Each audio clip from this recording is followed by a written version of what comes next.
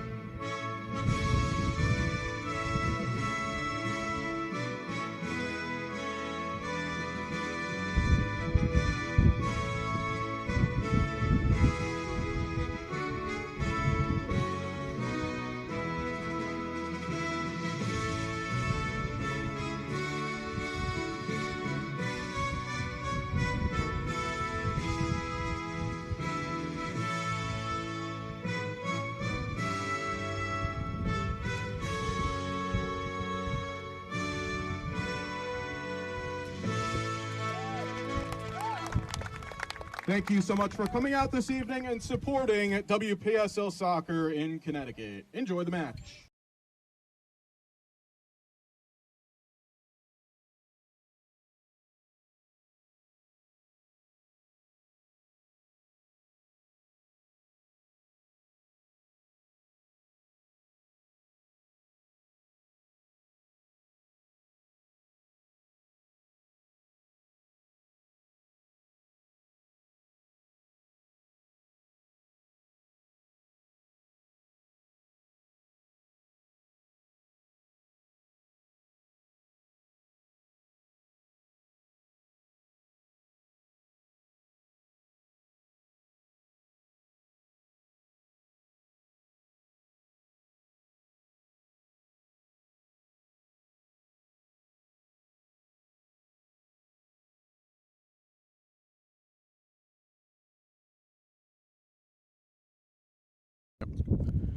And a pleasant good evening, ladies and gentlemen. You're watching a presentation of WPSL Soccer here on WPSL TV as well as the Bluegill Productions YouTube page. And boy, do we have a big one for you in the Northeastern Conference, as it's 1 versus 3.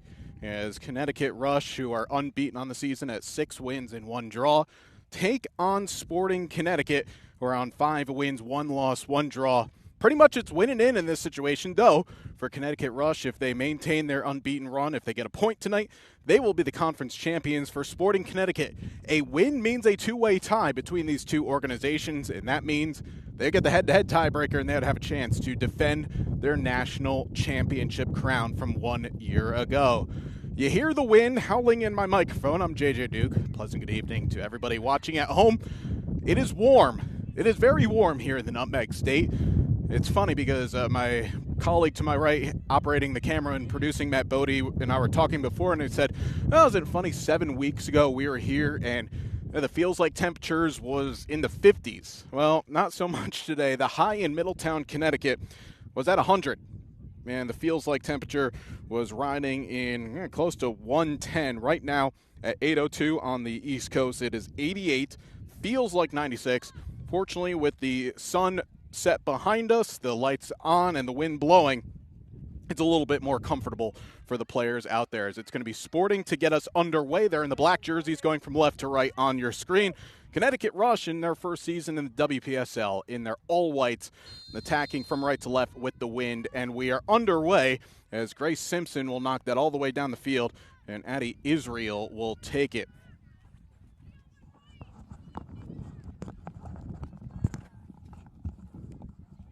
We'll give you the starting lineups if you weren't able to join us prior to the anthem, as that ball played right back towards Simpson. Here is Sporting's team coming off of a 1-1 tie against Vale on Saturday. That was the return of a home-and-home fixture, where earlier on the season it was Sporting who won that one by 5-1. And Caitlin Daly is in goal, numerically in the field. Julia Sally wears 2. Greta Brunello wears 3. Christina Stone in the midfield wears 6. Tiffany Weimer wears 8. Lily McFadden wears 14. 20 is Lainey Smith. Giovanna Dionizio wears 67. Brenna Brown, 81. Grace Simpson, as we mentioned a couple of times, wears 88. And Alex Chang, partnering Brunello at center back, wears the number 90 shirt. For Connecticut Rush, in goal, Addie Israel, then numerically in the field, Ari Mullen wears 6. Macy Meets 17. Colleen Ardolino, 16. Addie Hall wears 18, as this is knocked down the line towards 25. Taylor Zataba.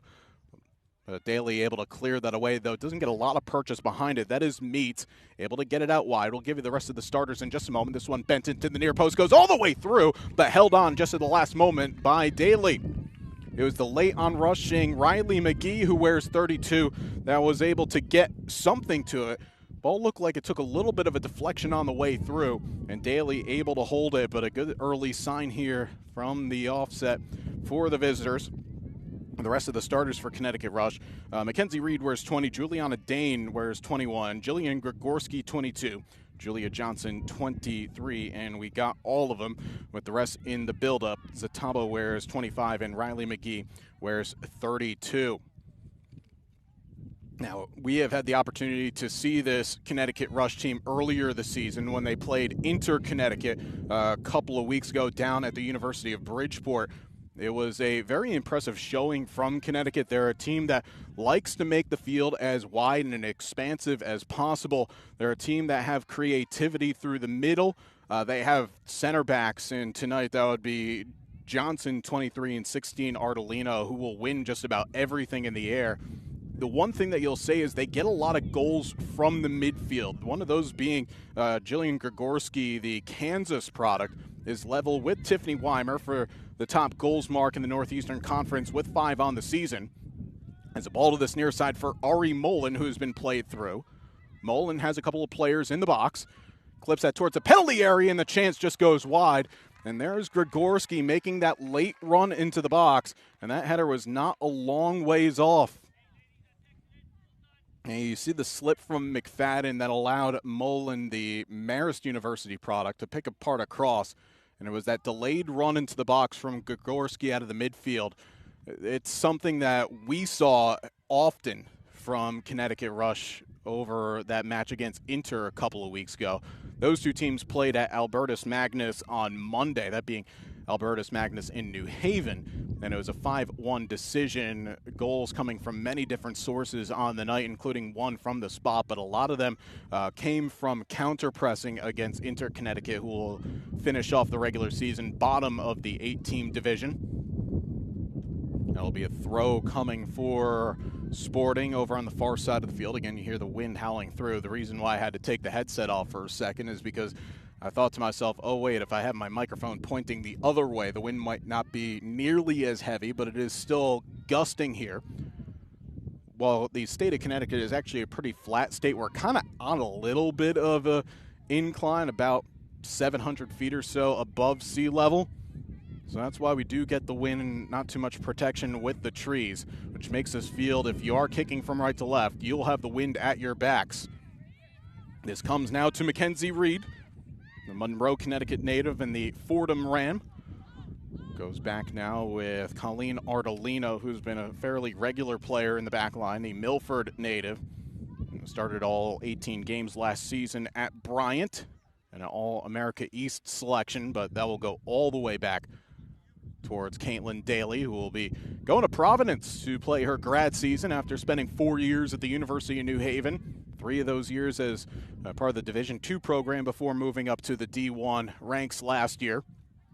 Now, Daly was one of 9 players that are in the team tonight that were a part of that national championship squad from 1 season ago. And I was speaking with Christina Stone earlier before the teams went out for warm-ups, and I asked, well, on that weekend that was absolutely blazing hot in Oklahoma, that was on the campus of Oklahoma State, is it warmer then or is it warmer today? And she said the heat-wise was warmer in Stillwater, but the humidity, that kind of takes it to the next level. But again, fortunate with the wind coming through, that does make things a little bit more pleasant as Mullen played in.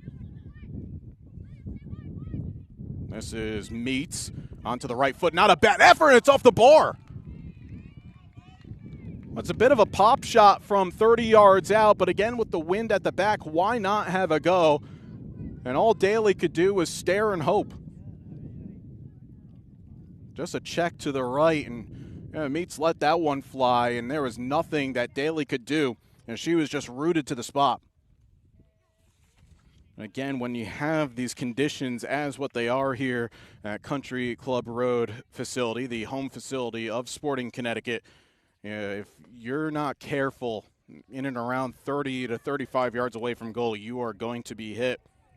Meets already does have a couple of goals on this season, including scoring in the 2-2 tie against Merrimack Valley Hawks a couple of weeks ago. That tie was actually important on a couple of reasons. It was one of those games that was shortened due to weather by about 8 minutes, but it was Merrimack Valley who were leading at that point. Then Meets and company were able to get an equalizer, and they get a point out of that one. If Connecticut Rush were not able to pick up points from that, it truly would have been winner-take-all type of a contest. Instead, for the Rush, all they need to do is just get a point out of today. And for Merrimack Valley, they're probably thinking to themselves, well, if they're able to get all 3 points from that game, they would have had an opportunity to get the conference title going into the final week of the season. But ultimately, they fell short, but it speaks volumes about how strong this conference is right now of an 8-team division where 4 teams have 4 or more victories. As this is clipped over to top, looking for Brenna Brown. Again, that wind is going to help Sporting. But Brown not able to get there. Again, this comes back to how outstanding those center backs are for the visitors. Ardolino was the one that won it. This is a handball, I think it was, off of Sporting. And again, this is where it's a little bit risky here with the host playing that very high line with the wind at the back of the visitors. If you time it right, it works. If you don't, it could be awfully wrong. It is well timed. Brunello got ahead to it, and that header straight out into touch by Juliana Dane, the St. John's product. We saw Dane score an absolute screamer against Inter a couple of weeks ago at the edge of the area. Both of these teams get great scoring balance, and in fact, for Sporting Connecticut, they enter in tonight's contest with 10 different players scoring over the course of the regular season, and the same could be said for Connecticut Rush. The big difference is the Rush don't concede goals. They've only allowed 4 over the course of the 7 games that they have played this year. Sporting have only allowed 8, which is not too bad in their own right, and that doesn't count the 2 that they conceded to California Storm in the Brandy Chastain Cup final a month ago. But with a lot of rotation too to nature of players leaving for their college programs and injuries. The defense has had to be rearranged a bit. Alex Cheng has done a really nice job coming in from middle part of the season. It was the Vermont Wild game. That was match number 4 of the regular season, and she has really put herself in great position to have a successful season at Yale coming up this fall. But has also partnered with a couple of different center backs over the course of the season. Brunello, Kylie Carlos, and Dionizio at times. As another ball into the far side of the field for Meets as 2 players in the area. Meets will strike, but that is at Daly, and she's able to hold. But here in the 10th minute, no score, but it's not for the lack of chances from the visitors. Now, Sporting, it has to be said, they have not really gotten into the rhythm of their game, and kind of a similar situation for what they had a few days ago over at Vail, just across town, about a 15-minute drive to the Middlesex Health Stadium. Well, that one is due to a bit more familiarity between the teams, albeit that game was about 6.5 weeks ago. But still, you have at least something to play and remember about, especially for Vail on the wrong end of a 5-1 decision, which, to be fair, Vail in that game, the game here at CCR, they were outstanding that night. They just were a little bit unflattered in terms of the scoreline. They were able to get points, and the dropping of the points for Sporting Connecticut means that they have to win this match outright if they want to continue to fight for the retainment of their trophy.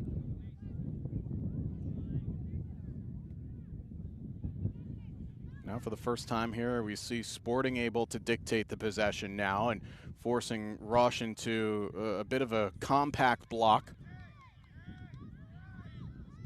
But not really willing to contest. Only now Gregorski, the Kansas Jayhawk, will attack. And she goes right through the back of Brunello, and that's always a free kick. A bit sloppy there from Gregorski, who's coming off of an outstanding season for Kansas last year. 16 goal contributions between the regular season and the postseason. Excuse me, 13 goal contributions, but 23 over her 2 seasons. And garnered second team all Big 12 honors. As this ball thumped into the box, not a bad area as well. As the keeper stays on the line, but the header's over the bar. Everyone pointing. Rush wants a goal kick. Sporting say corner. It's a goal kick. This is a really good area off the set piece, though. And just put into the mixer. There's Christina Stone, of all people, that got into the box and met it. A player that's more noted for picking apart the players, not so much getting on the end of moves. And the captain trying to lead by example. But that's a good warning sign from the hosts after absorbing the strong start from the visitors 12 minutes in. Interesting for Addie Israel, the goalie in that set piece, staying on her line. The Guilford, Connecticut native electing to not come out and take that one. And with the wind at her back, the ball was always going to hold. There's Weimer over the top looking for Julia Sally, but seen too well by Artolino. Gregorski tackled by Cheng. Lainey Smith had to leave that as she was coming back from an offside position, so Artolino will reset. And you could see Tiffany Weimer yelling to the rest of her team to get higher and press. It's a good ball into the pocket for Dane. Well sought to, though, by Cheng. But under hit that pass, and Dane comes away with it. And that's going to be a foul. Brenna Brown knocking over Riley McGee. So again, this really begs the question here at the Wind. Sure, it's 40 some odd yards away from goal, but I wouldn't put it past someone here to at least put some pace behind this and ask Caitlin Daly a question to come out or stay home. And it's going to be Mackenzie Reed who will send this in. A former FCAC selection out of Trumbull High School. There is a very Fairfield County-ish look to this lineup. Led by Tom Newell, the head coach, is the head coach over at Fairfield Ludlow High School. This is clipped in towards the near post. Daly gets a hand to it, still not dealt with. It's McGee on the left, it's blocked. And scrambled away by Sporting. But again, that's the type of serve that you were looking for from Mackenzie Reed. Ask a question of the keeper. Meets now.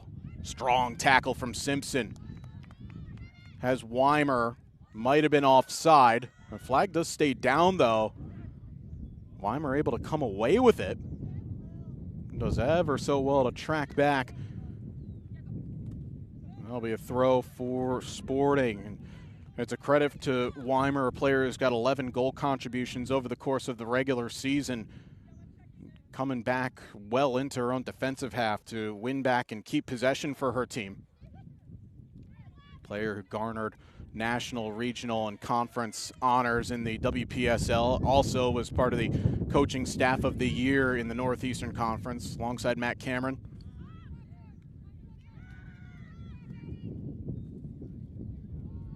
That ball, even with the wind, well too much behind it.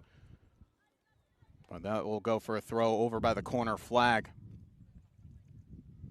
Yeah, this is that last free kick sequence, and I love this area from Mackenzie Reed. Put it to a spot, and you could see, again, that little hesitation from Daly. The ball just kept carrying, and if nothing else, got a hand to it and then fought off the second.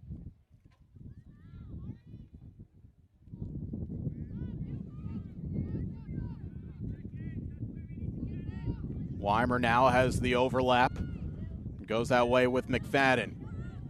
Not many options with her at the moment. 3 ahead. Laid off for Lainey Smith, but Ardolino saw to that really easily. But a chance now for Sporting to try and get players forward, but doing ever so well is Reed. Now here's Grigorski. Little 1-2 comes off with McGee, and players flooding forward here for the rush. But Grigorski, a heavy touch to take herself wide into the corner. Look at Dionizio, the Dominican Republic international, able to knock that ball off. It will be a throw for the visitors. Giovanna doing ever so well to stay right with Grigorski.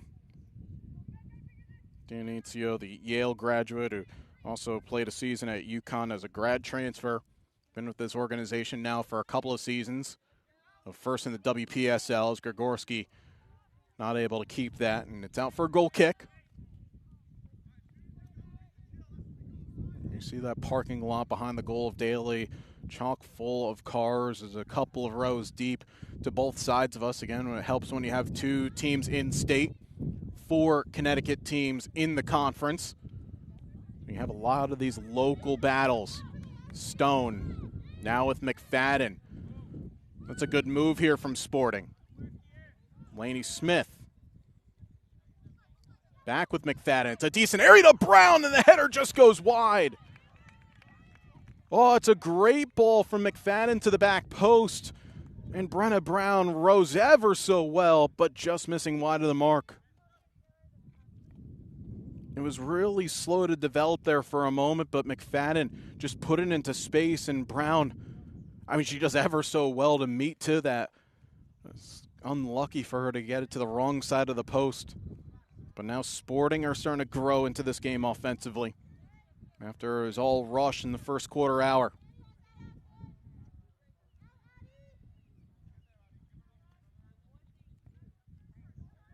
Again, what is at stake here for both of these teams? For Rush to try to go unbeaten in the regular season and advance to the East Regional Tournament, as Daly has to deal with that and does so fairly well.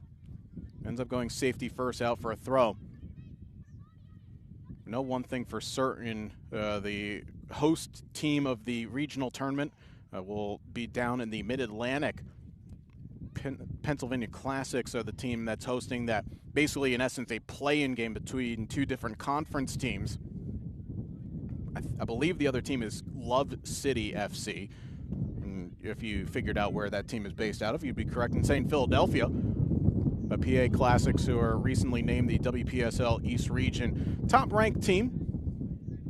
If they win, they'll likely be the host. We'll get the confirmation, of course, from the WPSL office closer to that regional tournament next week, and there'll be a semifinal to final format. And the winners of each of the geographical regions will meet up at the KC Current 2 Stadium for the national semifinals and finals in just over 2 weeks' time. Previously, the championship was held at Oklahoma State's facility for so many years due to the part that the WPSL League office is based in Stillwater, Oklahoma. But a brand new facility for a championship of a league that's been around for well over 2 decades. And a fitting venue as well. Very rarely do you have reserve teams anywhere in the world that have their own stadium. The Kansas City current leader in women's sport, not only in America but across the world, by having just beautiful facilities to work with for all their organizations.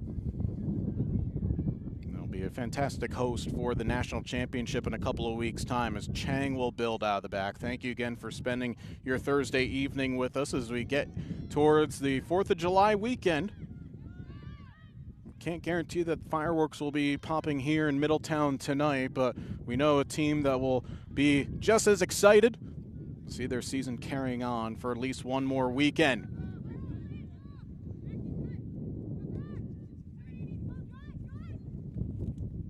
This is Annie McGuire helping that forward, a bit of a heavy touch. McGuire, I believe, came in as a sub just a couple of moments ago, but a player that has been a fairly regular player for this team over the course of this season. The Katona, New York native, another Fordham Ram. McGuire, one of a handful of players to appear in all 8 games this season. Addie Hall, who started now 7 of the 8, and Sophia Suarez, who is on the bench. If she appears at any point, she will also go 8 for 8. No communication between McFadden and Dionizio. It doesn't hurt Sporting, however.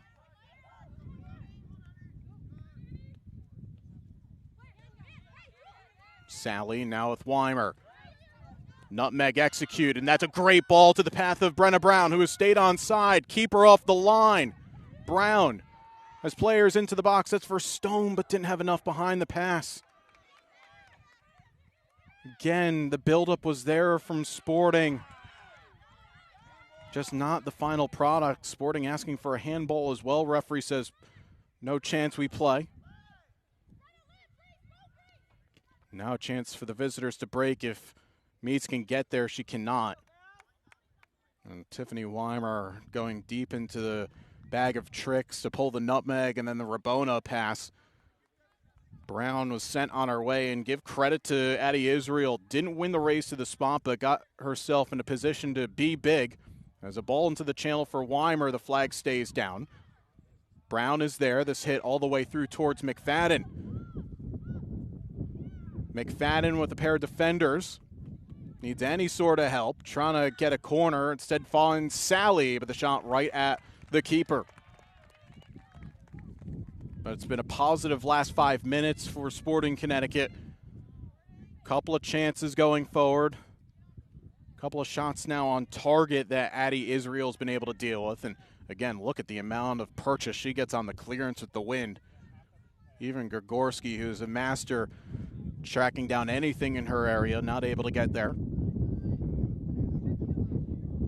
Also, we are expecting a hydration break to come at any moment the next time the ball will go out of play. No, this is not the Men's World Cup, but with the temperature still very much hovering, the feels like in the 90s, you have to have safety and player preservation and welfare. It's going to be a throw for Sporting, and it's going to be our first. Well, actually, I thought it was going to be a hydration break, but oh no, it's because it's a free kick, not a throw, as a change comes on for the visitors. So I think it's going to be the next throw or goal kick that will have that stoppage, which will come right now. Yeah, so hydration break will come. We'll keep it with live pictures. So I'll step aside because we'll get some fluids on board on this warm evening as well. Scoreless in this Northeastern WPSL conference matchup between Sporting Connecticut and Connecticut Rush.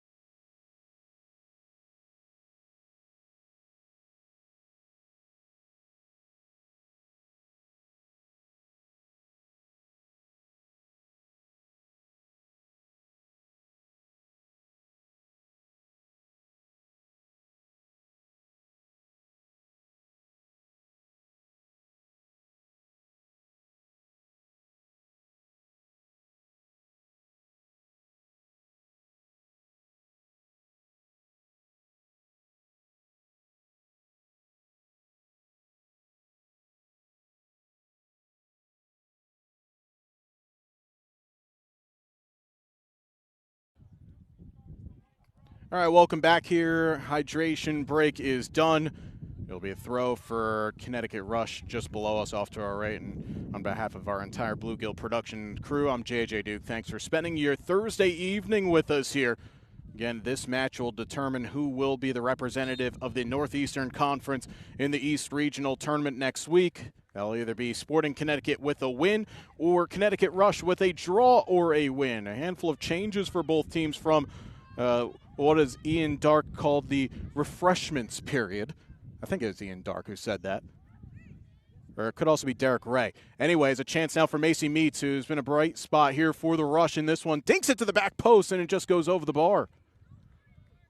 As I'm focusing on refreshments and getting fluids on board, Macy Meats, who has pretty much been there from moment go, is once again trying to tune the rangefinder, and once again, this was not far off. She hit the crossbar earlier from the better part of 30 yards out, and this time just missing the metal. And Sporting, I'll say this, they've been living a little bit of a charmed life around their goal. Their keeper, Caitlin Daly, has made a number of saves, but they've had a few too many chances giving possession away as a long-distance effort from McGee is held.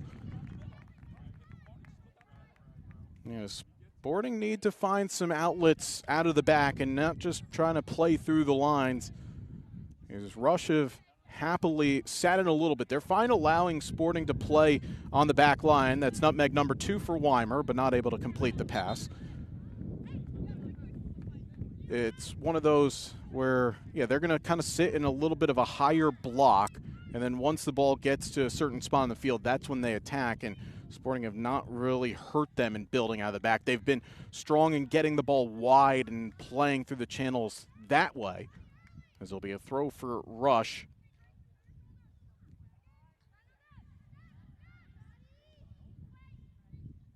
Simpson not able to reach it, and McGuire gets something to it, but new balls please, and it'll be out for a goal kick. There's your one tennis reference for the evening. A couple of changes for Sporting off of the stoppage. Kylie Yepes is into the match, so Abby Burgess wears 29 as well. Taya Gambardella on the far side wears 46 is in. And I believe that's it in terms of the changes from the hosts.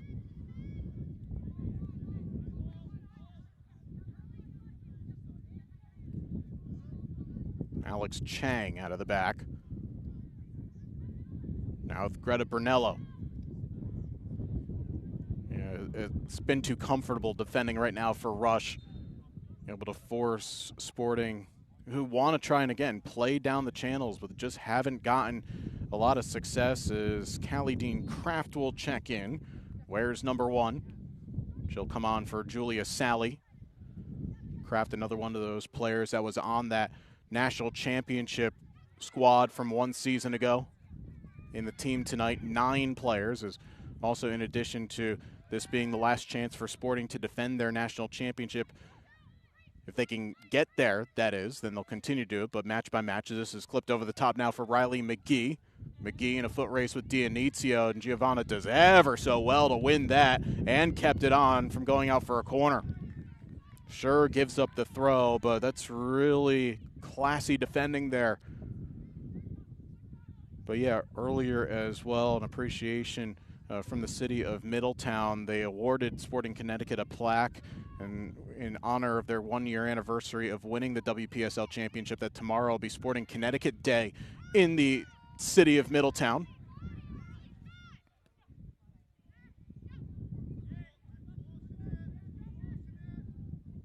Bit wasteful at the end. And that ball over the top by Reed, and Daly will now just allow everybody to get forward here as both teams going through their changes in the personnel, changes to the formation. In WPSL, you are allowed roll-on, roll-off subs. And you have a match day roster of 20 to work with, or a maximum of 20 to work with.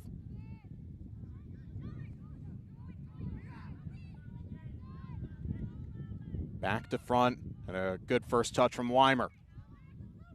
As Gambardella and Burgess up with her, but no one was making that run, and Israel holds.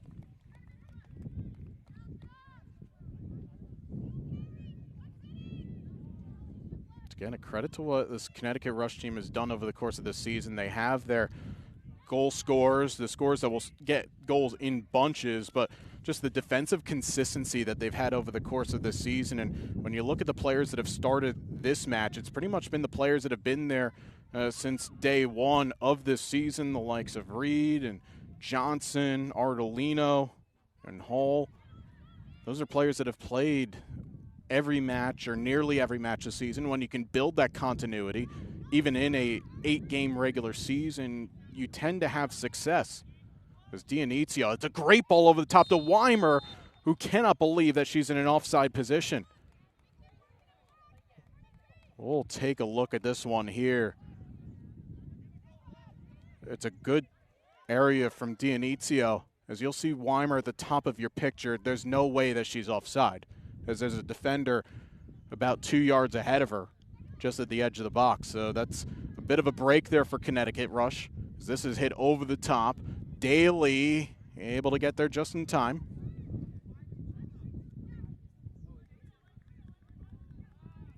And unlike in the World Cup that we have right now, where you have the semi-automated offside system, can't just wait and hope that you get the buzz that comes in. But yeah, that's really unlucky from Sporting. It was close, yes, but Weimer was on.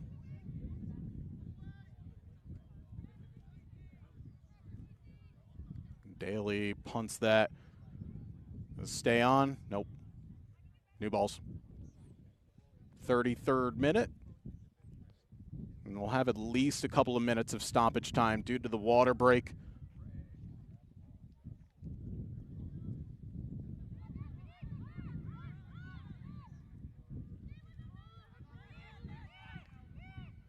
Ardolino is pressured a bit by Weimer, who's asking for players to join her in that counter press. Hall got the switch, but under hits it. There's Kylie Yepes, but a really heavy touch from her trying to step in. Ball goes out for a throw. It almost seems like for Sporting, still trying to very much figure out who's going where in their press. They have made changes all throughout this half, but there's been a lot of pointing and shouting. But also, with that being said, with the wind in their face for the entirety of this half, if you get to halftime, change ends, they'll have the wind at their back for the second half. That's where the game, and there are times when they go direct, it'll open up. But again, even when you have the wind at your back, you still have to find a way to control it or hope that the turf goes in your favor. You needed a step ladder for Meats to get onto that. Be out for a throw. But yeah, this defense for the Rush have been quite good over the course of the season. The goals that they've given up this season at home to Vale in their season opener, they then go and put together 4 shutouts consecutively. Rhode Island, Vermont, Albany Rush in a indoor contest, and Inter Connecticut. And then that 2-2 draw a week and a half ago, and then the goal that they gave up to Inter on Monday. But that's it. Imagine just giving up 1 goal across your first 5 games. That's the challenge that Sporting Connecticut have to face this evening. In their 4th season playing pre-professional soccer, they have never failed to get out of the regular season, as Weimer is somehow able to tiptoe on the end line and scores! On her own, Tiffany Weimer pulling out some sort of magic to elude a few defenders and give Sporting the lead. And it comes pretty much against the run of play. This ball ping-ponging around the end line. The spin, a couple of shots. Ooh, can't quite tell if that ball went out or not. And then the ball roll and the finish. I mean, that's what you get from the veteran in Tiffany Weimer, who's now on a half-dozen goals in the regular season.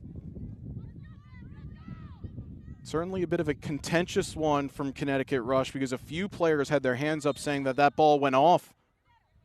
But again, if you go back to a sequence a couple of minutes ago where Weimer was played over the top by Dionizio, who was onside, I guess the law of averages, they tend to even out. And for Connecticut Rush, a rare moment for them in chasing a game, albeit, sure, still more than an hour of this match left to go.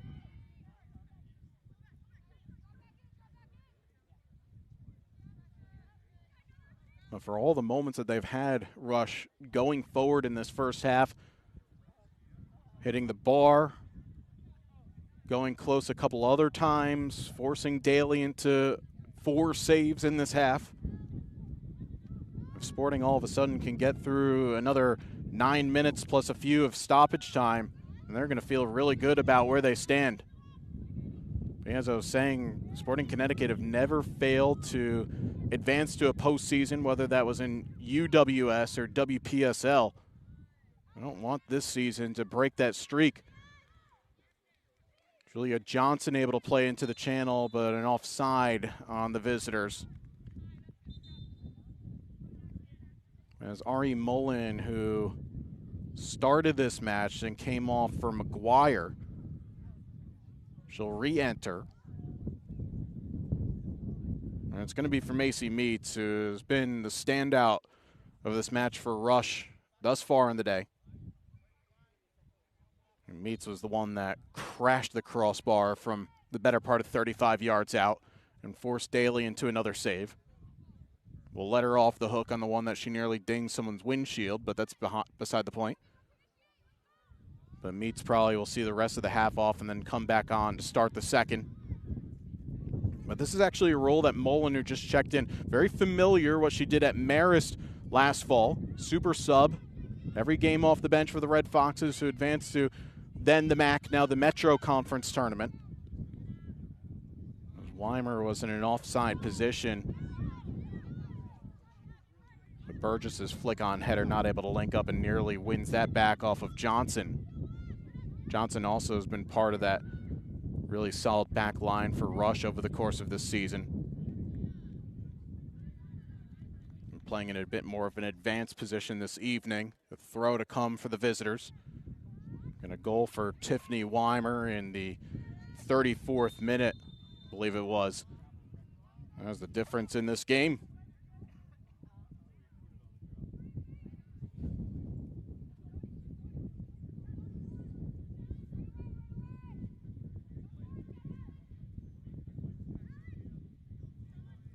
Brunello quickly chasing and get that because the pass to her was under hit. Stone able to take it off the player. That was number 18 in Addie Hall. Burgess nipping in. One thing in watching Abby Burgess play for this team over the last couple of years is she never shies away from a challenge, even as a forward, always willing. And that's something that every coach will love, to see an attacking-minded player do the dirty work off the ball. And that's why this role that she has, similar of being a super sub, does start as well on occasion. That's where she can succeed and has the moves as well. Spun one defender, but Johnson able to recover. Ardolino. Switch out to Reed. Yepes, though, trying to get there, as was Callie Dean Kraft. Not a bad area on a non-windy day. That's probably asking a question of the Sporting back line.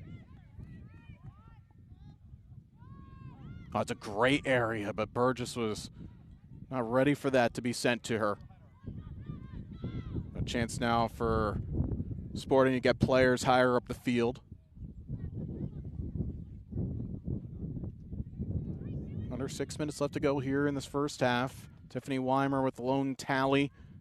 And if this result holds, it'll be sharing the spoils at the top of the Northeastern Conference standings between Sporting Connecticut and Connecticut Rush. But on the head-to-head, it will be Sporting who takes the conference title for the second consecutive year. Advances to the regional tournament. And the mantra entering today's game from Sporting, we have 5 games left, not 1.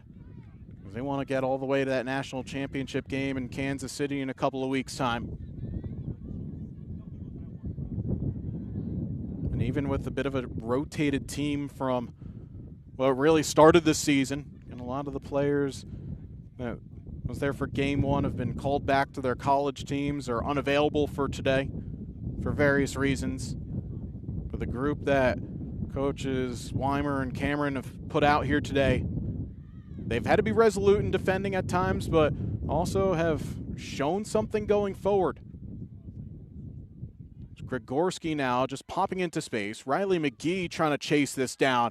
And again, Dionizio, that's outstanding. as McGee has been proven to be a handful going forward. Riley, who's part of that MAC championship winning Sacred Heart University team from a season ago.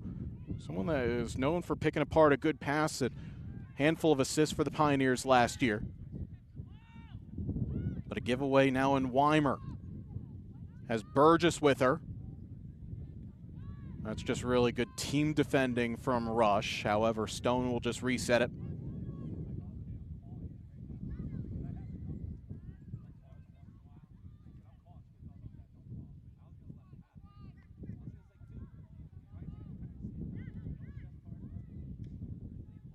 Brunello. Mullen chasing, but he'll be out for a throw. I'll tell this, all things considered, when down in my neck of the woods on the Connecticut coastline, it was near 100 degrees today. It doesn't feel all that bad. And when I was seeing what the expected temperatures were at kickoff at 93 degrees here in Middletown, I'll take this with the wind. It does help a lot. In the middle of this 4 to 5 day heat wave here, really across the eastern seaboard. But again, when you look at it, we're a couple of weeks' time. If you want to get down to Kansas City, you're going to have to expect a bit of heat. The national championship tournament will be played. Well, that's a late one there from Simpson. And a few Rush players are asking for a card as Dane stays down. No card being shown.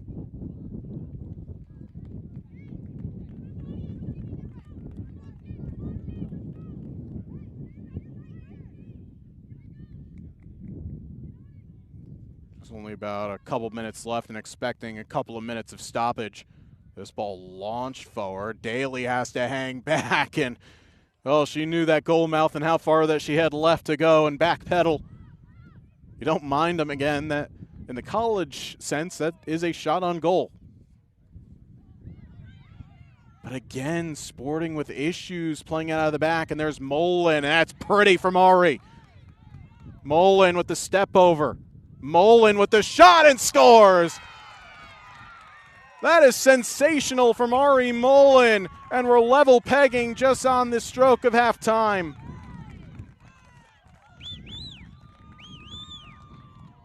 And again, it comes from a miscue in the back, and Ari Molin first with the spinorama, then the step over. And he thought there, maybe did she take herself a little bit too wide, but that's a classy finish from the Hampden native. Goal number 2 of the season, and yeah, you deserve to smile big after that one. That is an unreal strike. And then Weimer responds with a spinorama of her own.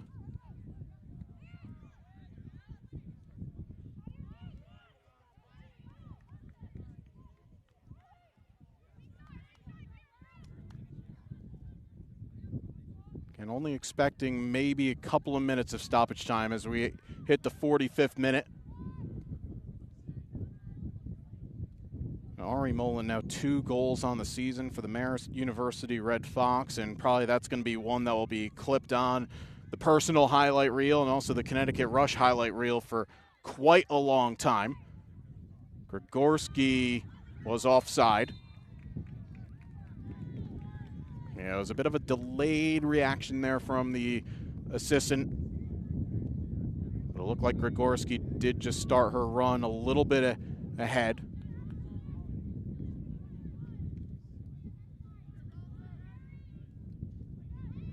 Jillian continuing to chase and nearly won it.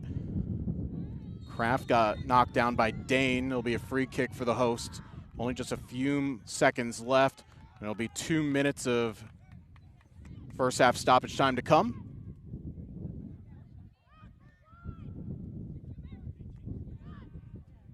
Just maybe enough time for one of these teams to launch one more attack, and it's a chance now for Callie Dean Kraft. Loses one, gets a shot off, but it's saved. Little scooped effort from Weimer sent Callie Dean Kraft on her way, and the future FDU Knight nearly got one. And it's a little hesitation that you're going to see from her right about now that lost the defender. And that was intentional, by the way. She knew that she had the defender overcommitted, and it's a good strike, just hit right at the keeper. Meanwhile now, Annie McGuire gets it out wide to Grigorski. It's end-to-end stuff here to end the half. It's Mullen. Tried for the emphatic after the spectacular solo goal that she had a few minutes ago. Stays on, though, for McGuire. Might be enough time here for Reed to set and serve. Instead, plays short. Back now to Annie McGuire. This is good here from the visitors. There's only about 45 seconds or so left of stoppage time. Ardolino a chance to carry. Reed. Grigorski. Now Julia Johnson. Johnson, a great burst of speed as well. Cross took a deflection. The power was taken out of it. This will go all the way through towards Daly, and we do have that 8-second count, so Daly can't just see it out to halftime, but that pretty much should be it for this first half. But it will be a half where it's all to play for in the context of the Northeastern Conference. Right now, if you're Connecticut Rush, you're loving what you're seeing. As the results hold through the 90, then they will be the team outright lifting that conference championship crown, and they'll be heading to the East Region tournament. As the referee blows for halftime after a Tiffany Weimer solo goal, spinning and losing defenders on the end line before scoring from close distance at a tight angle. It was the spectacular solo goal from Ari Mullen, a run of about 30 yards, losing 4 defenders, and a classy finish to knot things up at 1, and that came right on the stroke of halftime. We'll step aside for halftime, be back in 15 minutes as you're watching WPSL Soccer on WPSL TV and the Bluegill Productions YouTube page.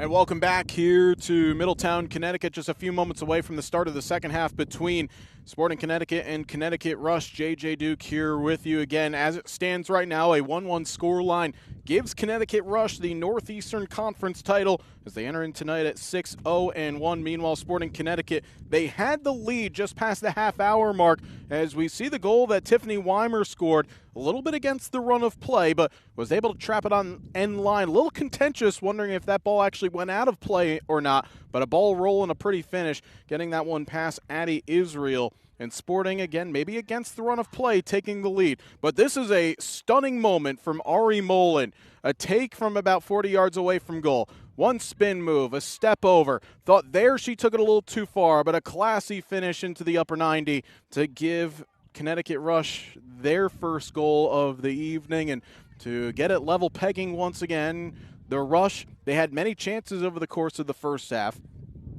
Hit the crossbar, had a fair few save from Caitlin Daly, and also a goal-mouth scramble, but it was just on the counter at times from Sporting to get them into this contest.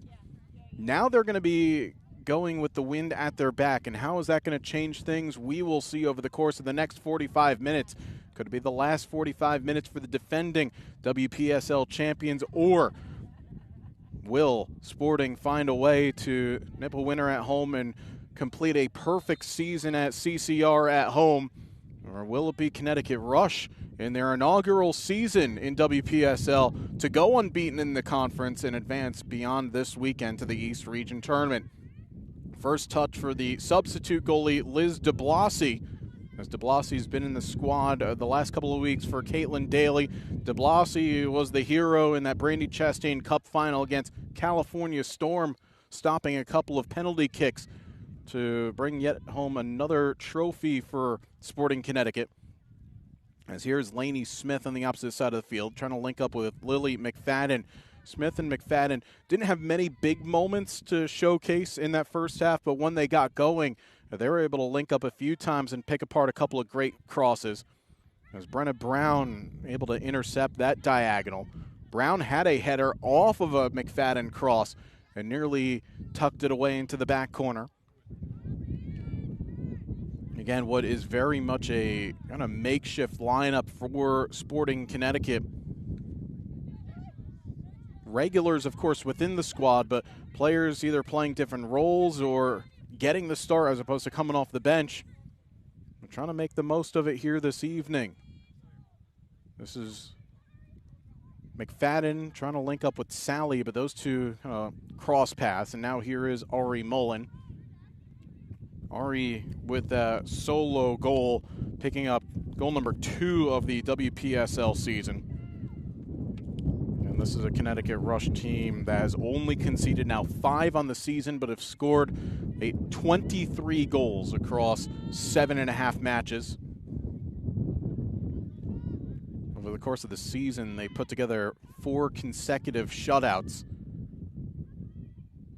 Seen the goals fly past a couple of times of recent. That's a late one on Kraft, but the referee will allow play to continue. Also should mention there's a new goalie for Connecticut Rush. It's Chrissy Gabriel now in between the posts. This comes now with Macy Meats, but Meats was in an offside position. And it has to be fair to say that Callie Dean got away with one with that foul. Referee electing to not go back and book the player for that tackle. Dionizio electing to play direct. Johnson had it, but this is knocked forward towards Weimer. Tiffany already with 1 goal on the evening, trying to double it, but wasn't able to get the curl. But it's the start that you want here from Sporting Connecticut. And they know the mission is very simple. Win the match. If they win, they advance. Anything else, the season ends here tonight. And for a team that has been perfect at home over the course of the season, and they've always have had high-scoring victories. In fact, in their 3.5 matches thus far played at home, they have scored 15 goals. Problem is, they've also conceded a fair share. They have now conceded 5, which I know doesn't seem a lot, but for a team that traditionally is so dominant at home, giving up 3 to Merrimack Valley, giving up 1 a couple of times as well. Trying to tidy those up a little bit here. This is knocked out towards Taylor Zataba. Not a bad area for Juliana Dane. Is able to help it towards Meats. 2 in the box to aim for. Macy clips it towards the edge of the 6. A needed header by Dionizio to get it all the way to the far side of the field. Back in towards Gregorski. Just couldn't get the header right.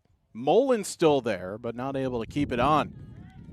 Now, Jillian Gregorski was all of a sudden acres of space.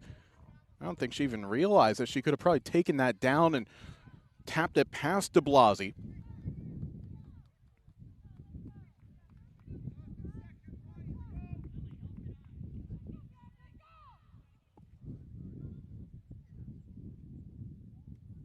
As de Blasi, the Yukon Husky, will send that forward. Able to find Lainey Smith. Brunello, that's not a bad area as Brenna Brown will chase after it. Ardolino trying to get there, but Brown able to win it.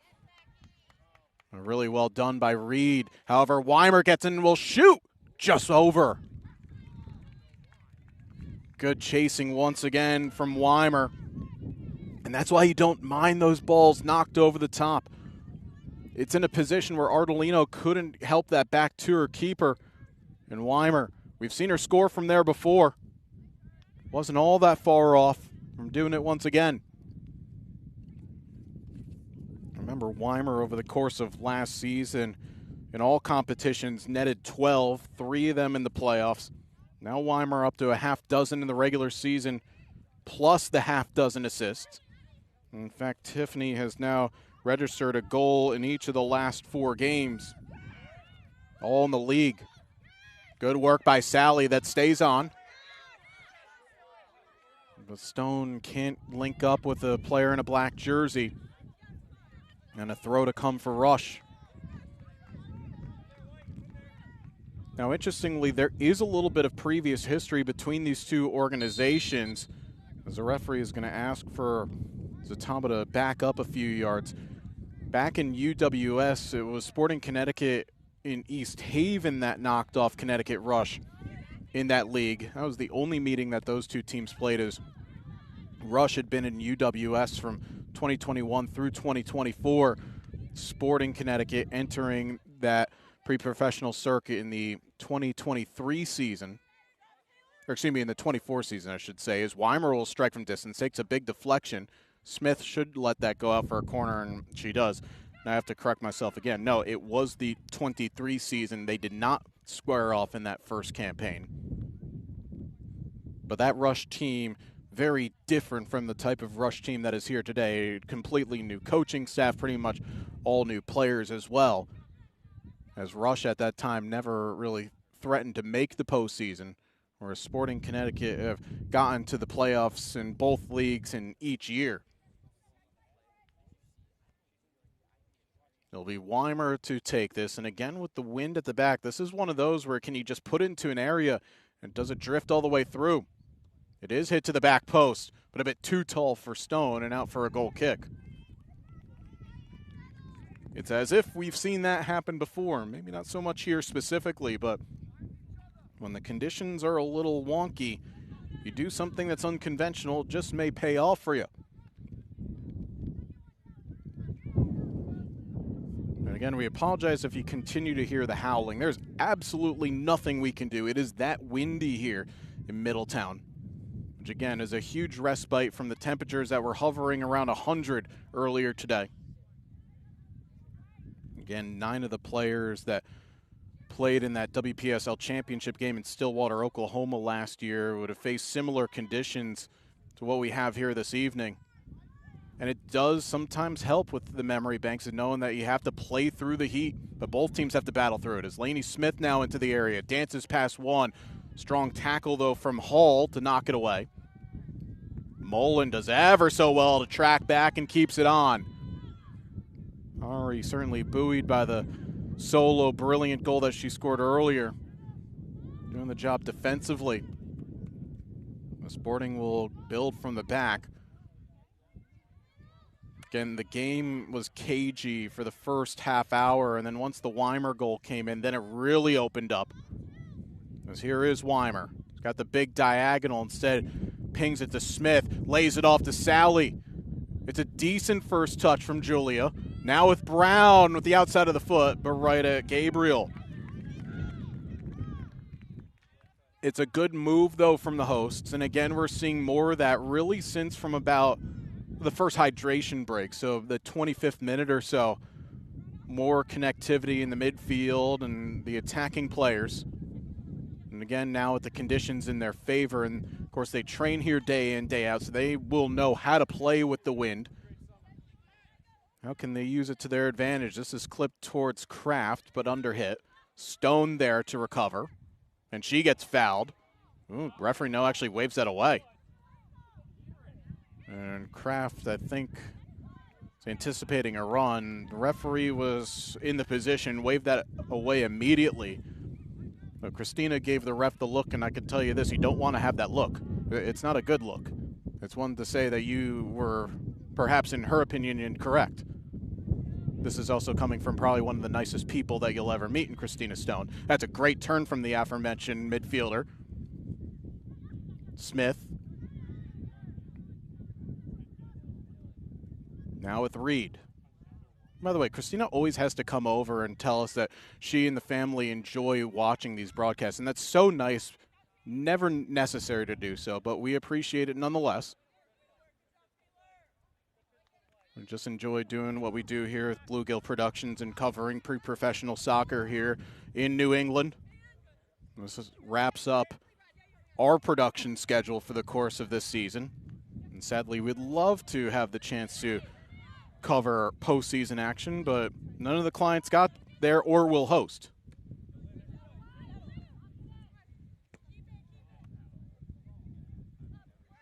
Gabriel has to play this one because that clipped off of Johnson. And that ball out did not have the right direction, so McFadden will just see that out. The throw to come.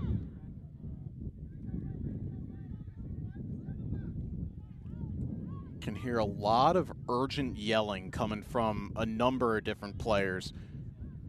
What was it, a couple of years ago, Matt Bodie off to my right and myself were covering the Hartford City NPSL North Atlantic Conference semifinals at Oakwood. And when Hartford City goes down 2 goals and our good friend Jakey Williams comes up and smashes home a free kick and lets off a celebration that you'd see, like in an NCAA tournament. I let out the phrase, you think it doesn't matter to these guys. It doesn't matter if it's a summer season. You're together for a couple of months and you want to keep playing. Because this is the only version of the 2026 team that you'll have. As Ari Mullen has been played through here. Mullen with Dionizio recovering. And Giovanna does well to knock it away. There's a trailer, though. By the way, Sporting does ever so well not to have a foul get called. There was a bit of jersey grabbing. Addie Hall now with Juliana Dane, who can strike him from distance. Said goes with Zataba. Taylor onto the left. That nearly worked out. An offside flag comes up anyways.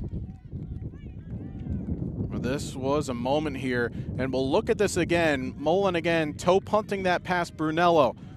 Could the referee have maybe brought that back for a foul there? I'm not quite sure. There was a bit of jersey grabbing.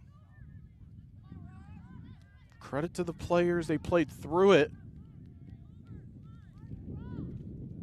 But to finish the point from earlier, you hear a lot of urgency from both sets of players. They don't want this to be the last game of the season. It means more, even if it does mean that you report a little bit later for your college preseason. That's not the case. You always report when you go to. You just want to play a little bit longer. But you want to finish the season on a high end. For Connecticut Rush to go unbeaten in this conference, which, by the way, we've seen this level now for a few seasons. I cannot remember this region being any deeper than it is right now. And that even includes UWS from the late 2010s into the early 2020s. The 4, 5 really, actually no, I even extend that to 6 teams that registered double-digit points. any one of those teams could take points off of anybody on a given day, and you have players that are playing at Power 4 conferences or professionally in their passes. This is going to be a foul on Sporting. I think the referee was pointing to check on the player before assessing that's a foul on the host.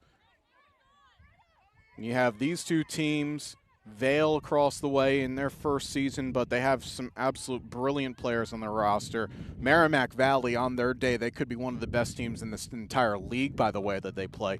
Rhode Island, not all that far off. They're going to be the unlucky one. Doesn't matter what happens today. They're sitting 1 point below Connecticut Rush. They can finish second, but they could also finish a point off of first. And then you have Albany Rush that had very good moments over the course of this season. I mean, that's 6 teams in this region when you have UWS and USLW League involved. I'll put the top 4 up against anybody. As Mullen now gets to the end line, tries to cut that back, that is knocked behind out for a corner. And we hope that we continue to see continuity at this level and in this conference specifically, because it's just going to set the table for many great years of battles between these 8 organizations. Good to have a team from Vermont back in. We saw them earlier this year. They do have some promise to them. And Inter Connecticut, who we partner with, first season for them, but while results were a little bit of a challenge at times, they grew through the season. The plans are there for big things to come, so no doubt that this is just the learning curve season. Expect a lot of good things from this Northeast Conference and East region. This ball knocking around the area. Couple of shouts of a handball, but Sally able to clear it away. And it's a foot race here amongst 3 to get there, but winning it just at the last moment would be Addie Hall.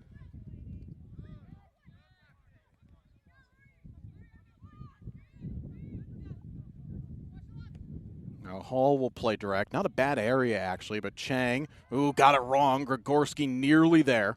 Chang able to recover. DeBlassie's clearance, almost finding Weimer. Rush have grown over the last 10 minutes.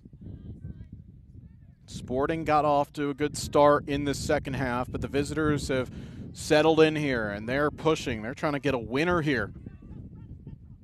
As Meets had a big collision. And there's a player down. The referee is elected to not stop play. Ball fizzed in, goes through everybody. Dane trying to control. Players still down, so Sporting down 1 at the moment of that ball, just over the mark, and now the referee brings it to a stop.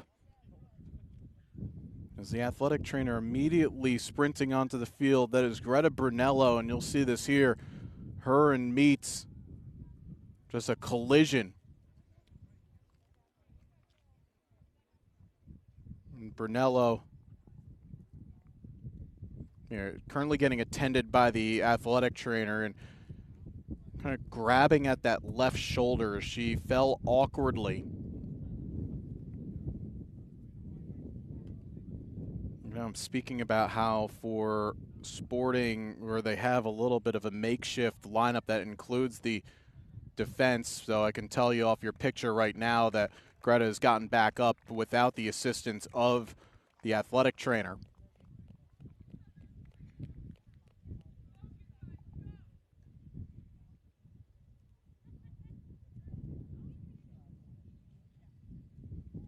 And she's now walking off under her own power. Brunello, one of those experienced players on the roster, the graduate of Southern Connecticut State by way of Italy. I'm curious to see if Sporting elect to make the change here. They're going to see if Greta is okay. As right now, just to the left of your picture, Christina Stone is getting an explanation from our referee about that sequence. And the referee and Rush are entitled to continue the play because it wasn't a head injury. You're allowed to have the sequence carry forward. Though it was a situation for a moment where actually Brunello was almost involved with the play as it carried on. But again, that is part of the rules. You don't have to put the ball out or stop the play unless it's a head injury. So Kylie Yepes will come back into the fray.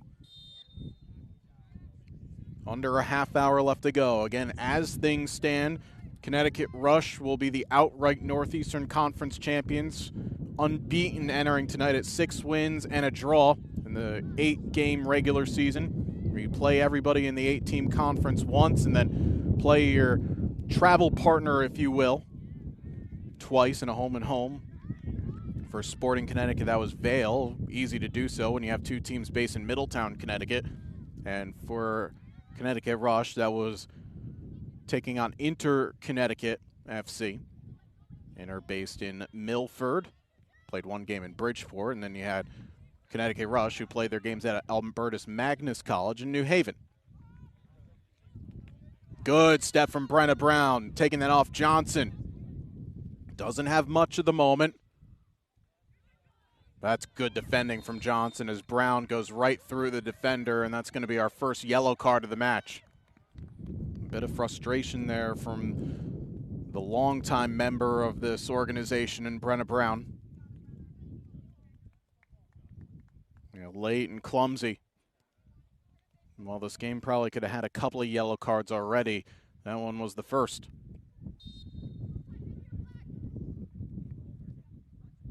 Brown, who's played at the pre-professional level for a number of seasons across UWS, WPSL, I almost said UPSL, boy. There's many 3- and 4-letter acronym leagues.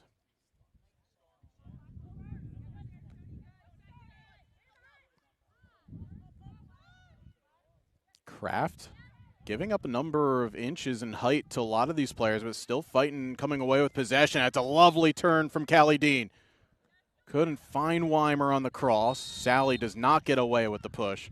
As Gregorski bringing that veteran experience playing at the Big 12. However, rushing the set piece and Sporting back into it.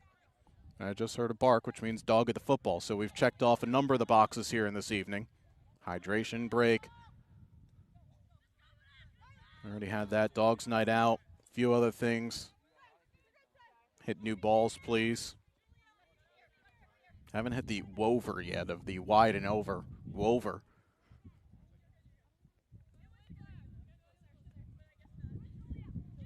Gregorski. Appreciate the style points, but no one was making that run on the back heel.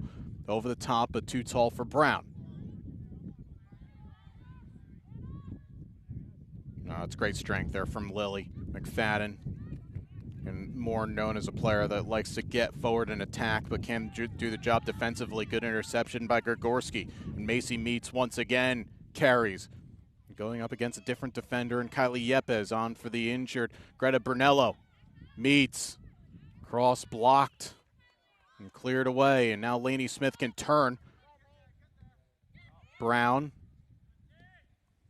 trying to return, but hit too narrow. Equally good skill from Ardolino. Everyone pulling out the tricks here in this regular season finale. Yeah, that's a foul as Yepes gets tripped. Those Meets whistled. Game's been played in a competitive spirit, but both teams, a couple of times, they've left them in there.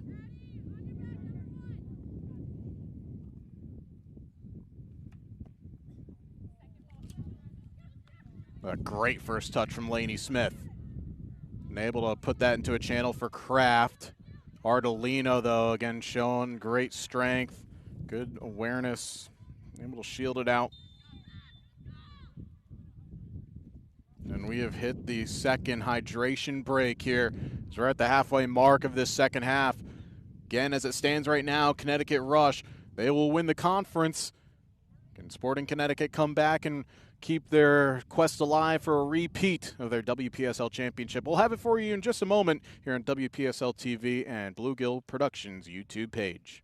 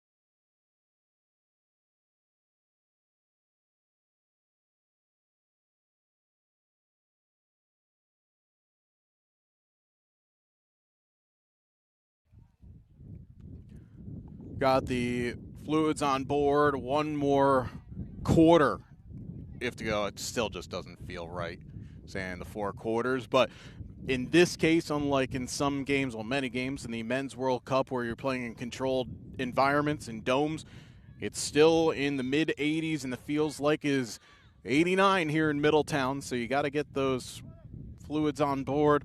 Both of these teams still going for it, have to go for it.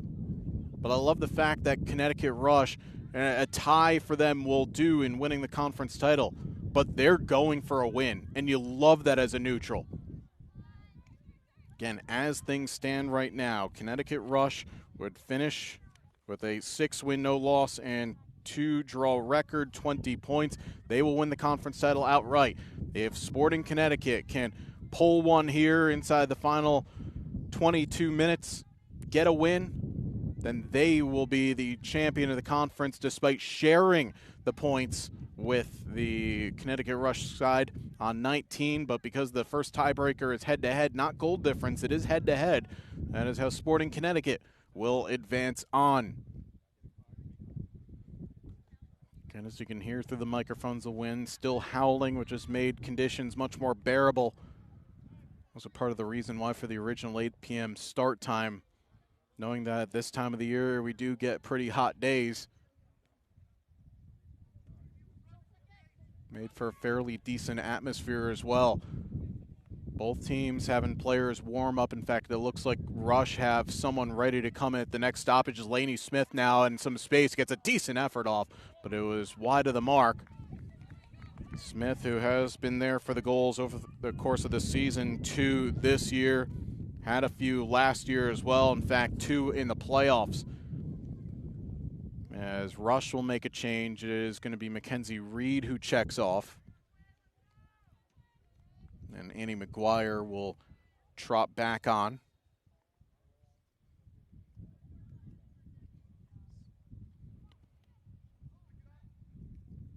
Excuse me, no, that is not Annie McGuire, who's right in front of me. That is, I believe, Kaylee Benson, who has just checked into the match.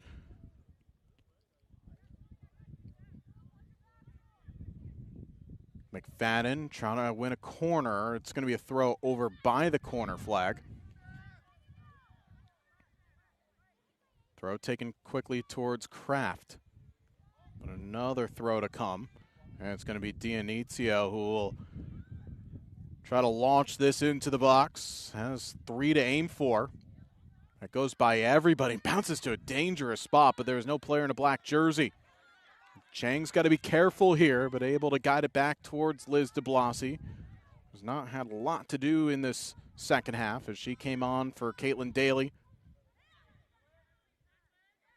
And Ari Mullins' spectacular solo goal in the 44th minute. The lone blemish on Sporting Connecticut's card this evening after Tiffany Weimer picked up goal number 6 of the campaign in the 34th minute. Great spin move, but Smith not able to link up with Stone. And now here's Gregorski, who entered tonight level with Weimer for most goals in the conference with 5.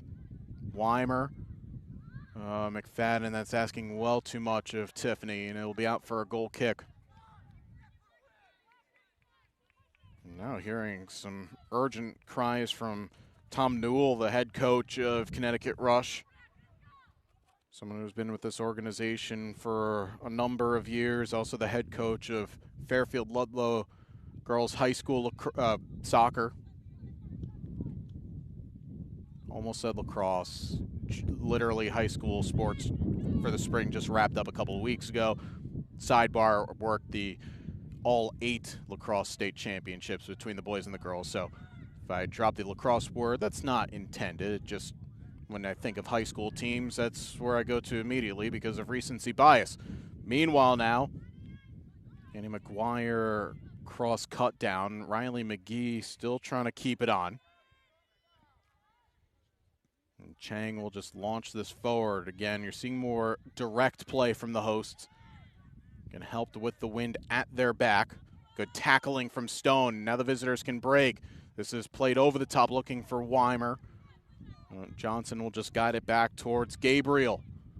Didn't get her clearance sorted out. Brown Swing and a miss, and Weimer wasn't in a position to chase after it.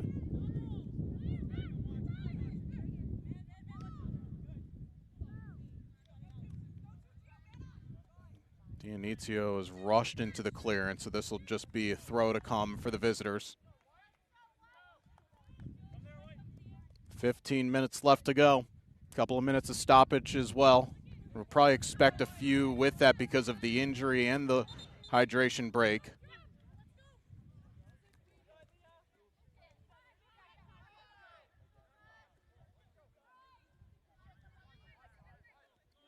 So that change now can confirm it was Quinn Pollock who came on, another Sacred Heart Pioneer. Mullen, that's a strong tackle, but a corner to come. And it's an inspired performance from Ari Mullen here on this Thursday evening. Again, I would suggest for you all at home to spin back to about the 43rd minute or so and just watch what she did. About a 40-yard run, spin cycle in there, a step over, blew past about 4 defenders, and a brilliant finish into the upper corner. Could that be the goal that actually sends this Connecticut Rush team into the East Region tournament? Well, they're looking for something off the set piece here. That's for Grigorski with the header. Johnson is cleared away by Dionisio. Oh, it's a dangerous one there. Addie Hall able to knock it towards a teammate. Still going is Ardolino. Yep is not able to recover. Juliana Dane now into an area. Oh, but not taking it was Annie McGuire. Now the host can break here. Kraft, little 1-2. McFadden needs someone to check. There's no one checking to her. And Rush does ever so well to get bodies behind the ball. And after what was a period of time between the 25th and about the 50th minute for Sporting, where they had good connectivity between the midfielders and the forwards, has not really been that much over the last 15 minutes or so.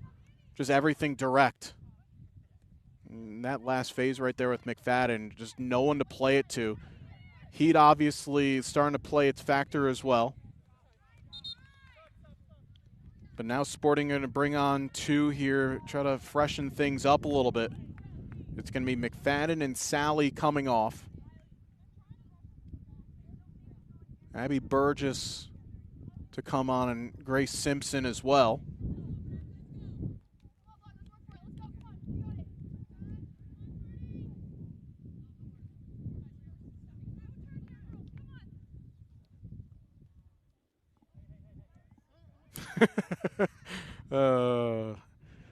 Abby Burgess clearly had some literature to pass on to her teammate. And the referee said, no, enough with it. Let's get on with it here as that ball knocked towards goal, and Gabriel will take. And it's been part of the game now for a number of years where coaches will write notes and expect to give it out to the players. So the irony is, what do the player do with it? You have to stuff it in your sock. There's no trash can on the field. You can't just drop it somewhere because your opponent could just pick up that piece of paper and all the tactics go out the window. Good little help on there as Kraft trying to carry forward. Brown looping it towards Weimer, cleared away. But Chang will win that.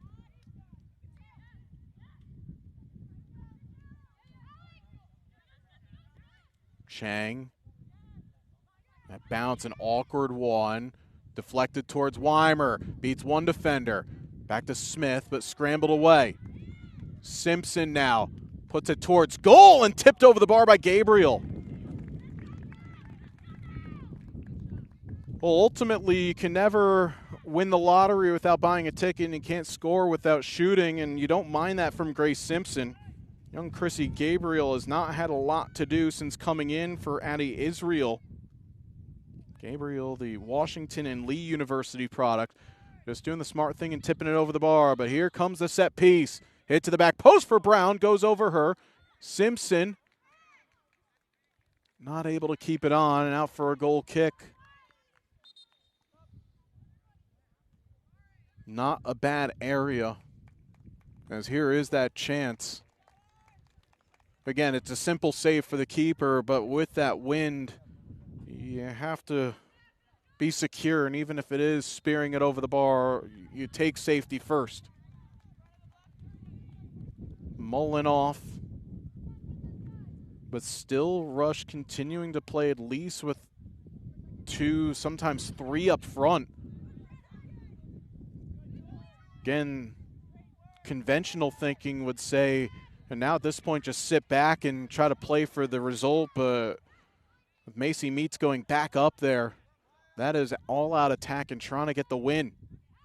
And you, as a neutral, you love that. I'm sorry, you absolutely love that. Why not sit back when you can go for a win, knock off a defending champions of a national league on their own patch? Is this ball, again, a bit more ambitious that time from Simpson out for a goal kick, but why not peg back the defending champs and end their season on their field?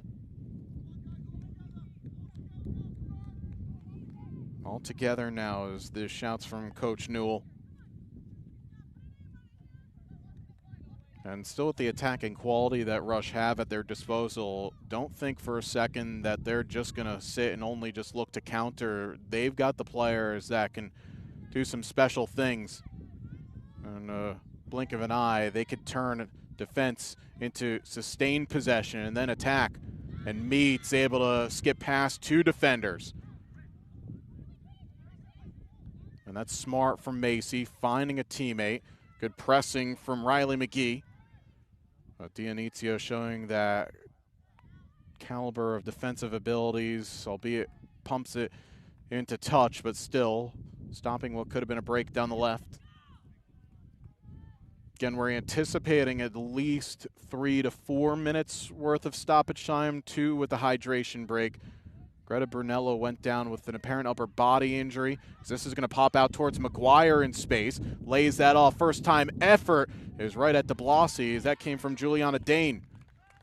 And DeBlasi, that's a great ball. Everyone's on side here. Weimer. Oh, the flag comes up. I do not think so. If she was inside her own half, then this is not the correct decision here. We're not going to sadly be able to tell from that angle, but it looked like from here, Weimer, and we are literally standing right on halfway, she was inside her own half. And that's the second time that Weimer has possibly been flagged incorrectly for offside. And I think Weimer is saying, well, if that's offside, the kick should be here.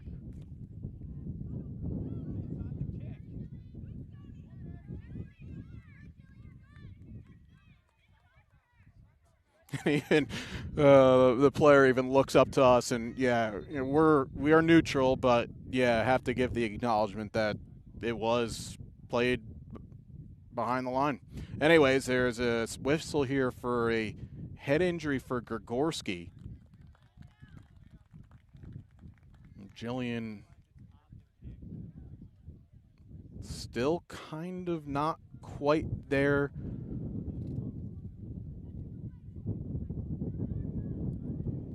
That's a good teammate right there.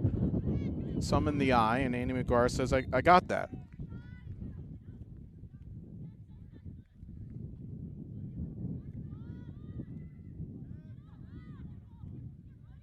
And Smith not able to take that.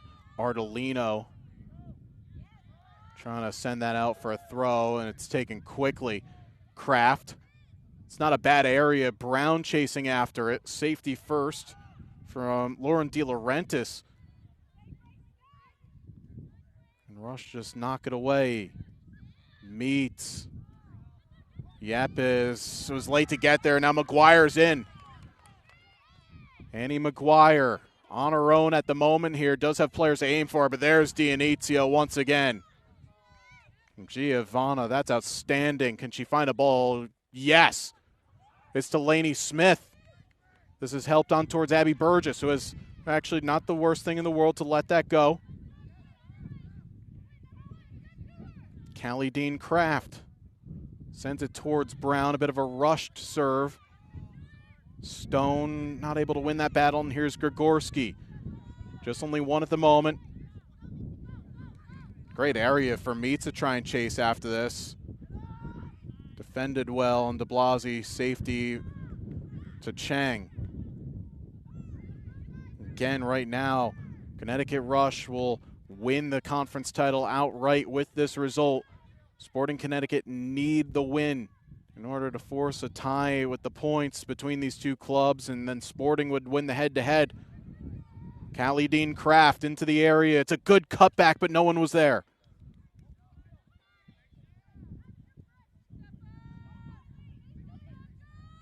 Oh, good tackle from Yepes. Stone over the top for Weimer, intercepted by Ardolino. Kraft from distance, just over. Again, you don't mind those. Chrissy Gabriel was scrambling across to her near post. And again, you feel like on one of these sorts of night where the wind is playing tricks, it's not the worst decision to launch one, because you never know, it might just go in. And at this point right now, with 4 minutes, probably with another 3 to 4 beyond that, perhaps maybe even 5, depending on how much the referee wants to go. Still enough time for a chance to come, as that's a late one there, as McGuire gets dumped down to the turf, and Annie is not bemused.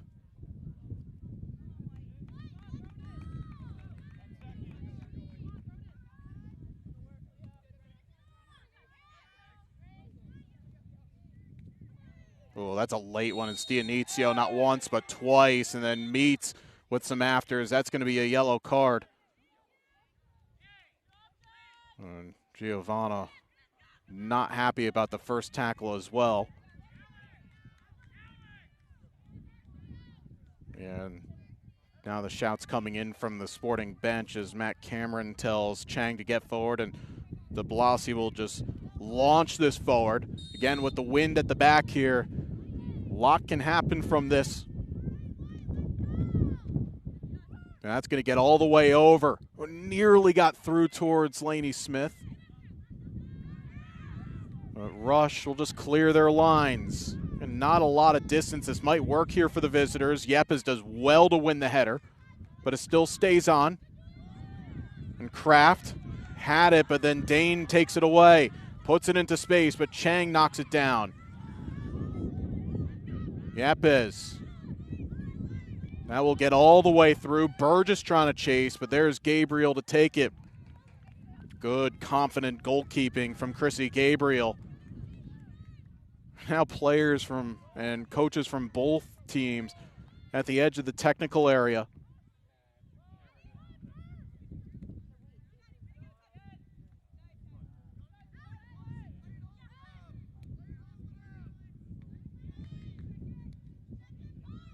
Weimer. Time to pick apart a cross. Not a bad area. But Gabriel just doing enough. Maybe a little unsure that time. And able to hold on to it.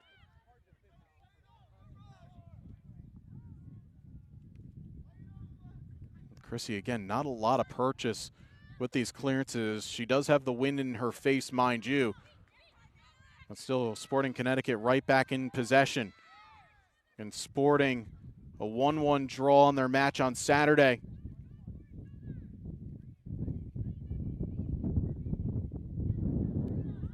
And has put them in this position here where a win, then it could have gone to goal difference or something even crazier. There's a substitution that was, I believe, in the process of being made. Yeah, it is. Oh no, they're pulling it back. Okay, I guess the throw is not taken in the correct spot as we're just about approaching the 90th minute. I have to imagine there's got to be at least 4 minutes that are going to be added onto this game. This is going to be a throw for Sporting.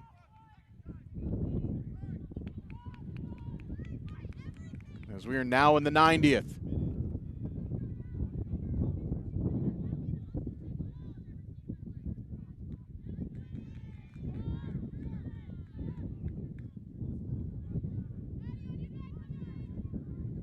Dionizio at about midfield. And this ball has to get forward and quickly for Sporting. It's another throw to come for the hosts.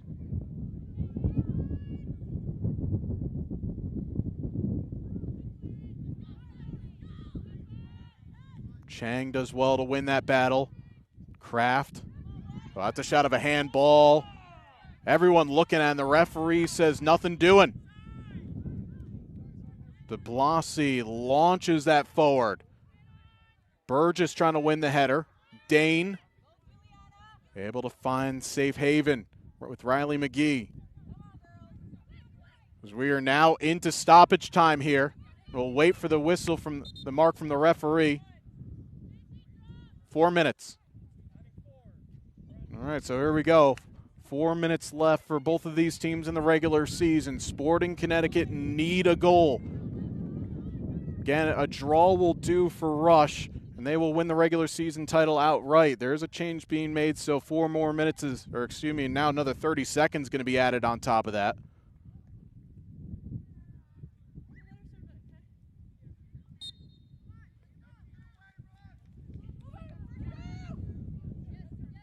Smith able to help that on. Burgess getting wrapped up. Stone, Kraft, Chang with time. Now Simpson. Kraft as well to evade 2. Resets with Chang. Weimer with a couple in the area. Scooping that towards Smith, but passed and out for a goal kick. Again, we had 4 signaled. There was a sub that came in right at the start of stoppage time, so probably looking at 4.5 minutes. Look down at the official who's keeping an eagle eye on the watch. Rush trying to complete an unbeaten season in the Northeastern Conference. Again, the Ari Mullen goal in the 44th minute could be the one to clinch the title. DeBlasi, again, good clearance, a lot of length onto it as Weimer will get this. Cheeky out wide looking for Simpson, or excuse me, that was Brown. Cleared away. Sporting still have time. And Weimer falls over, but Stone can reset it. Dionizio has to get forward, and that's what she does, into the channel. Looking for Weimer, who does really well to keep that on. There should be a throw for Sporting, and it is. However, Weimer is down.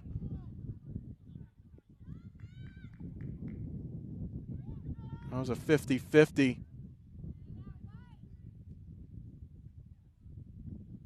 The referee over. The athletic trainer has not been summoned just yet. Weimer, who over the years has had to deal with lower body injuries, both professionally and as well in UWS years.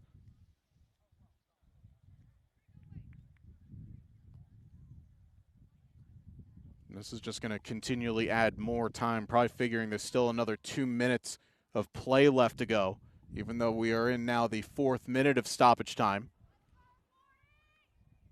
It was good to see Tiffany back to her feet.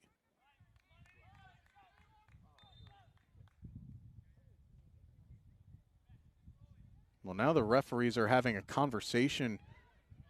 Was this a foul or a throw? It's a free kick. There's not much arguing going on from the Connecticut Rush bench, so it was a foul on the Rush. And now Sporting will just get everybody forward. Even DeBlasi's in the attacking half. It's going to be Weimer to send this in. Half dozen players inside the 6. This clip towards Laney Smith, and it's headed away. It'll be a long throw.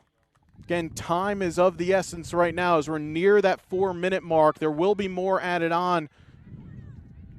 It's a corner to come. DeBlasi's looking to the bench. DeBlasi has not been told to get forward. Remember a couple of weeks ago at the Chastain Cup where last kick of the game, it was Gabby Tirado tying it. Could we see some more late heroics here for Sporting? Everybody up for the set piece. It's hit deep, in fact, well too deep. And McGuire will just see that out for a throw. And we are now very much at the referee's whistle here. Imagine with the extra subs and the injury, we probably have a minute left to go. But Connecticut Rush will happily take as much time as they can before getting it back into play. And that is going to do it. Connecticut Rush, on the strength of an Ari Mullen equalizer right before halftime, have won the Northeastern Conference title with a 1-1 draw and complete an unbeaten season in regular season play.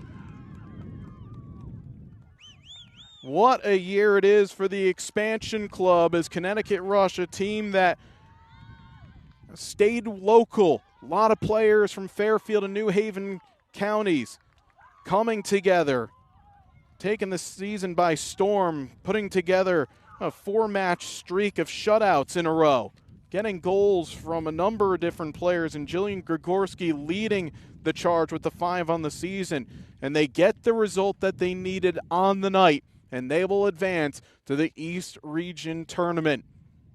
Commiserations to Sporting Connecticut, who will see their regular season come to an end with a record of 5 wins, 1 loss, and 2 draws.